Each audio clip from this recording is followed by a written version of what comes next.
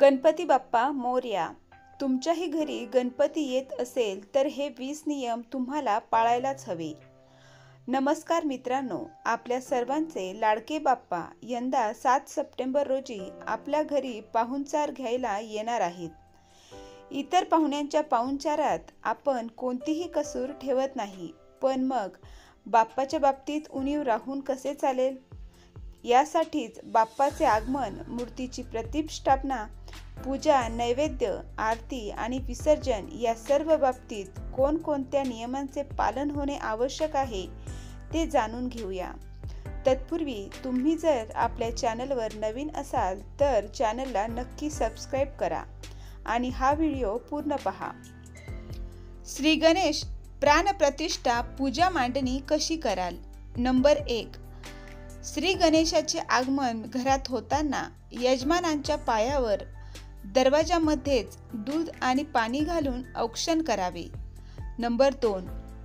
श्री गणेश मूर्ती ज्या ठिकाणी ठेवणार आहात त्या स्थानी थोडे तांदूळ घालून त्यावर पाट ठेवून त्यावर मूर्ती स्थापित करावी. मूर्तीचे मुख वस्त्राने आच्छादन करून ठेवावे. मूर्ती पूजेच्या दिवशीच व त्या जागी ठेवावी असे नाही. आधी ठेवली तरी काहीच हरकत नाही. नंबर 3. पूजेच्या दिवशी प्रातःकाळी स्नान करून शुचिर्भूत व्हावे. कपाळी तिलक म्हणजेच गंध धारण करावे. मुंज झालेली असल्यास यज्ञोपवीत धारण करून राहावे. नंबर 4.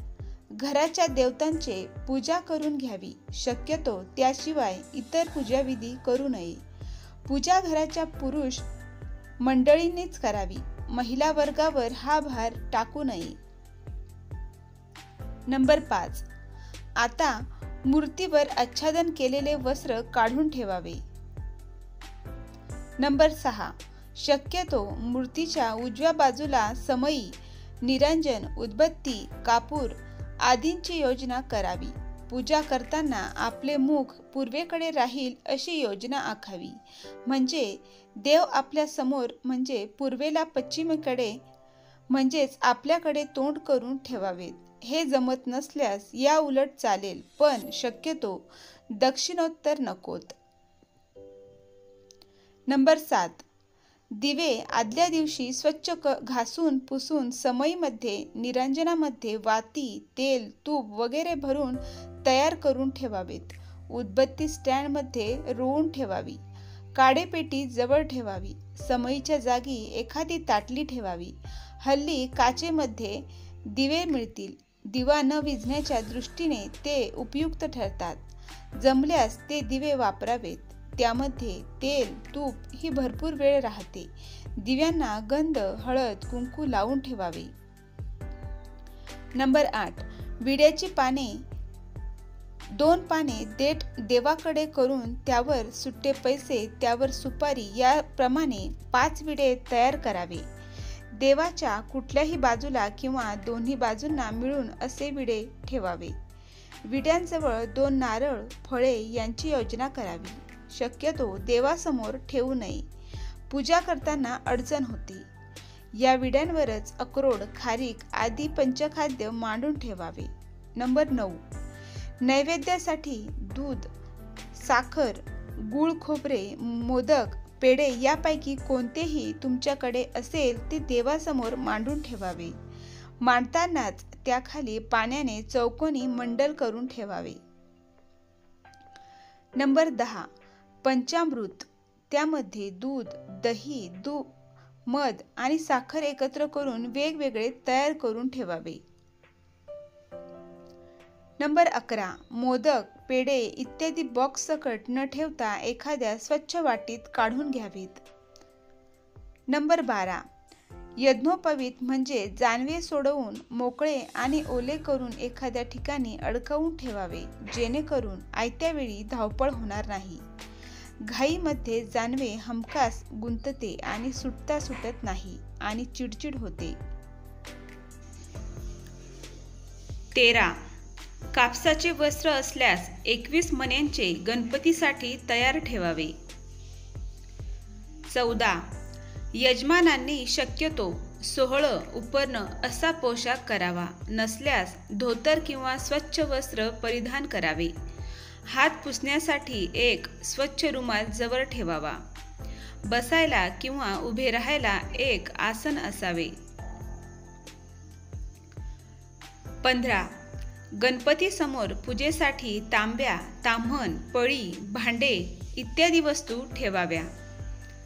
नंबर 16. आपल्या समोर आपल्या डाव्या हाताला पिण्याच्या पाण्याने भरलेला तांब्या, त्याच्या उजव्या बाजूला त्याच पाण्याने भरलेले फुलपात्र, त्यामध्ये पळी किंवा चमचा, त्याच्या उजव्या बाजूला ताम्हण असावे. नंबर 17. देवाला घालावायचे काही दागिने असतील तर ते मोकळे करून ठेवावे. गुरुजींनी पूजा सांगून झाल्यावर ते दागिने देवाला घालावेत किंवा आधी घालून ठेवले तरी काही हरकत नाही. नंबर 18. एका मोठ्या ताटामध्ये आणलेली सर्व प्रकारची फुले थोडी थोडी काढून घ्यावीत.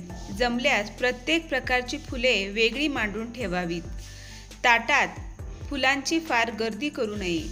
लागली तर परत घेता येतात. त्रिदल दुर्वांच्या 21 दुर्वांच्या 5 ते 6 जुड्या तयार करून ठेवाव्या. 3 पानांचा आणि छिद्र नसलेल्या पानांची 6 ते 7 ते 8 बिल्वपत्रे मोजकीच असावी. शमी असल्यास जुडी सोडून मोकळी करून ठेवावी, म्हणजे घाईघाईत काटे टोचणार नाहीत. 21 प्रकारच्या पत्री उपलब्ध झाल्या तर त्या एका ताटात नीट नावासकट मांडून ठेवाव्यात. नंबर 19. हळद, कुंकू, गुलाल, शेंदूर, बुक्का, केशर, अष्टगंध पावडर हे छोट्या वाट्या अथवा द्रोण यामध्ये मोजकेच काढून ठेवावे. ही सगळी तयारी आपल्या उजव्या बाजूला असावी. फुलांचे ताटही उजव्या बाजूलाच असावे. नंबर 20. पूजा सुरू झाली की कुणा नातेवाईकांना फुलपात्रात गरम पाणी आणून देण्यास सूचना करून ठेवावी. नंबर 21. सगळ्यात महत्त्वाची सूचना, पूजा करताना अतिशय श्रद्धेने सावध चित्त होऊन पूजा करावी. पूजेव्यतिरिक्त इतर ठिकाणी लक्ष देऊ नये. पूजा करताना भ्रमणध्वनी म्हणजेच मोबाईलचा वापर करू नये. यानंतर पूजा झाल्यावर लगेच किंवा दुपारी भोजनापूर्वी देवाला महानैवेद्य दाखवून यथाशक्ती महाआरती करावी. संध्याकाळी आरती करायच्या आधी पुन्हा देवाला हळद, कुंकू, गंध, फूल, दुर्वा वाहाव्यात. काही नैवेद्य दाखवावा व नंतर आरती करावी. विसर्जनापर्यंतच्या काळामध्ये सकाळ संध्याकाळ अशाच प्रकारे पूजा करावी. आदल्या दिवशीही फुले, निर्माल्य काढून मूर्ती कपड्याने हळूवार स्वच्छ करावी व नंतर नवीन हार वगैरे घालावा. उत्तर पूजेच्या दिवशी बाप्पाबरोबर दूध, पोहे अथवा दही पोहे अशी शिदोरी द्यावी. घरी आरती केल्यावर सगळ्यांनी देवाला नमस्कार करून झाल्यावरच देवाची मस्तकी उत्तर पूजेची अक्षता वहाव्यात आणि देवाचे आसन थोडेसे हलवावे. विसर्जन स्थळी पुन्हा आरती करण्याची गरज नाही. श्री गणेश सर्व भक्तांचे मंगल करो. शुभम भवतु.